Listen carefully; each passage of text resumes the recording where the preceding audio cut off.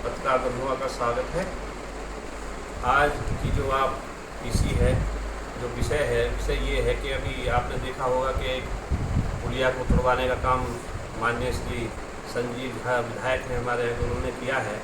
और उसमें मैं देख रहा था कि एक पीसी करी थी रत्नाकर पांडे जी, जो कि कार्यकर्ता हैं आम आदमी पार्टी के। तो वो कह रहे थे मैं बड़ा आहत हूँ कि उन्होंने मेरे को अपशब्द कहा है। तो मैं ये कहना चाहता हूँ आपके माध्यम से कि जो आम आदमी पार्टी है भ्रष्टाचार पार्टी है। आपने देखा होगा अभी जिनके स्वास्थ्य मंत्री, जिनके शिक्षा मंत्री, खुद इनके जो सरदार हैं अरविंद केजरीवाल, उनको अभी पेपर में पढ़ा होगा आपने 2-3 दिन पहले कि उन पर भ्रष्टाचार के आरोप लगाए गए हैं। कई हज़ार करोड़ रुपए के आरोप लगाए गए हैं जिनका जेल जाना तय है।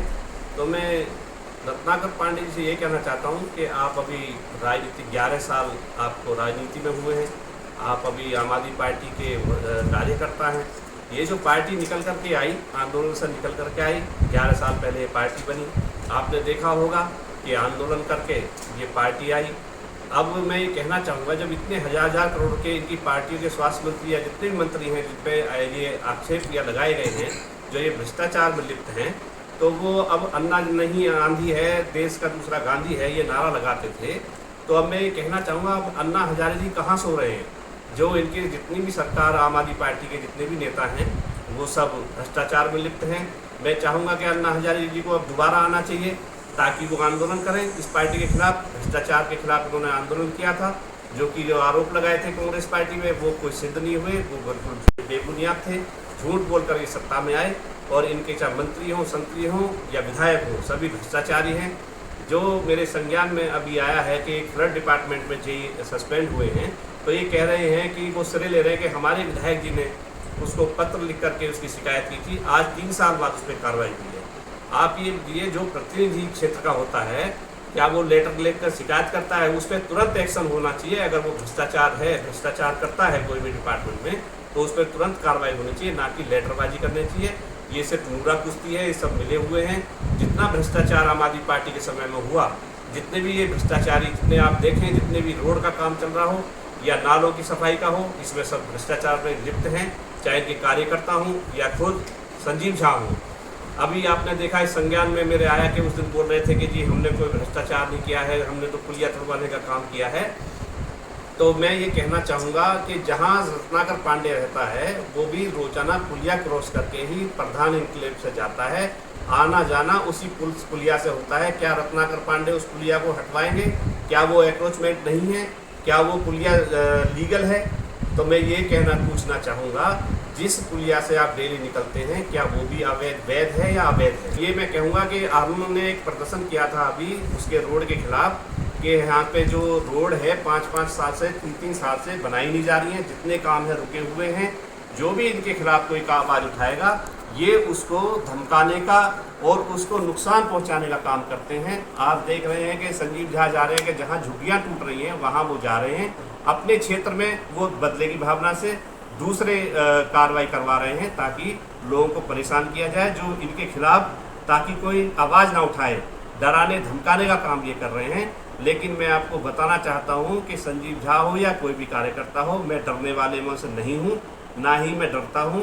मेरे को जो भी या भ्रष्टाचार हो या तुम निकम्मे हो, काम नहीं कर पा रहे हो, जिसके क्षेत्र के विकास के लिए काम के लिए आवाज़ उठाने का काम मैं करता हूँ, करता रहूँगा। आप डराने धमकाने का काम करते हैं तो मैं डरने वालों में से नहीं हूँ। मैं ये कहूँगा कि हम आरटीआई के माध्यम से, देखो राइट इन्फॉर्मेशन, ये हमारी जो कांग्रेस पार्टी थी यही इसको लेकर आई थी कानून को। मैं ये मांग करता हूँ, क्षेत्रीय जनता से भी ये अपील करता हूँ, जहाँ पे भी रोड बन रहे हैं, जहाँ पे भी कार्य चल रहे हैं, उनकी जितनी भी गुणवत्ता कैसी है, कैसे रोड बन रहे हैं, उसमें जागरूक होने का वक्त है।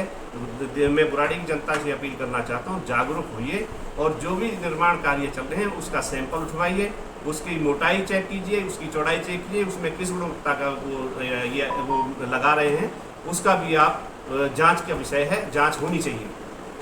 देखिए ये सब मिले हुए हैं। भ्रष्टाचार में आपने देखा होगा, पहले कहते थे कि संजीव झा ने काफ़ी भ्रष्टाचार किए हैं, लेकिन जैसे ही सरकार बदली है उन पे कार्रवाई होनी थी, लेकिन उनके खिलाफ कोई कार्रवाई नहीं हो रही है। वो तुरंत जाकर के मनोज तिवारी जी के गोद में जाके बैठ गए हैं। उसमें आपने देखा होगा इनको डिस्ट्रिक्ट बोर्ड का चेयरमैन भी बनाया गया है जो कि उन्हें इनाम के रूप में दिया गया है।